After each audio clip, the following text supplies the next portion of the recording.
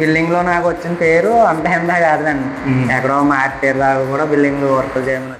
So ఇప్పుడైతే మనం customer యొక్క బిల్డింగ్ దగ్గర ఉన్నాము. ఈ బిల్డింగ్ అయితే కనుక టోటల్గా కంప్లీట్ అయిపోయింది. డిజైన్ మాత్రం చాలా బాగా వచ్చింది. బిల్డింగ్ కూడా చాలా మంచిగా పాజిటివ్ వైబ్ అయితే ఉందండి. సో మరి మన క్లయింట్ ఎంత హ్యాపీగా ఫీల్ అయ్యారు అనేది ఆయన మాటల్లోనే విందాము. వచ్చేయండి. బాగున్నాండి. మా మెటీరియల్ ఎలా ఉంది? మీ మెటీరియల్ వల్ల నాకు వర్క్లు బాగా మంచి పేరు వచ్చింది. రేటు కూడా అనుకూలంగా చాలా బాగుంది. మార్కెట్ లో మొన్న ఏప్రిల్ మే ఆ రేంజ్ లో రేట్లు బాగా పెరిగిపోయినా సరే మీకు కంఫర్టబుల్ రేట్లు ఇచ్చాం మేము. మీకు కాంట్రాక్ట్ వర్క్ తగ్గ మెటీరియల్ రేట్ ఇచ్చాం మేము. నేను మామూలు సెలెక్ట్ చేసుకున్నప్పుడు ఉన్న రేటు మళ్ళీ నేను తెచ్చుకున్న టైంకి లేకపోయినా నాకు అదే రేటుకి ఇచ్చారు. అంతా కూడా మీకు క్వాలిటీ ఓనర్లు కూడా ఫుల్ హ్యాపీగా ఫీల్ అయ్యారు.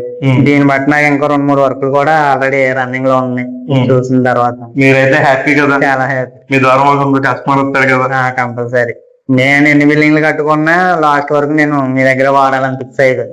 ఎందుకంటే ఈ బిల్డింగ్ లో నాకు వచ్చిన పేరు అంత హెందా కాదండి, ఎక్కడో మార్చేరు దాకా కూడా బిల్డింగ్ వర్క్ చేయమని వచ్చింది. Thank you sir.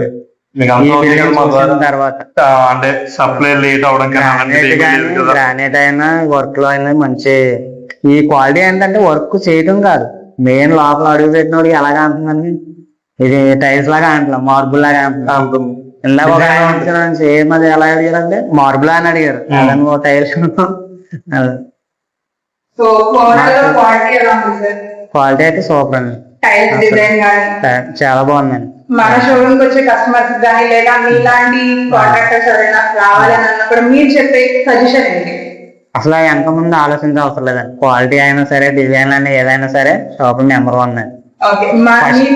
ఇంకొక కస్టమర్ కి మీరు రిఫర్ చేయడానికైనా కూడా నేను చేస్తానండి కంపల్సరీ. నా ద్వారా ఎవరైనా ఏదైనా అడిగితే కనుక ఫస్ట్ మీ షాప్ పేరు చెప్తా.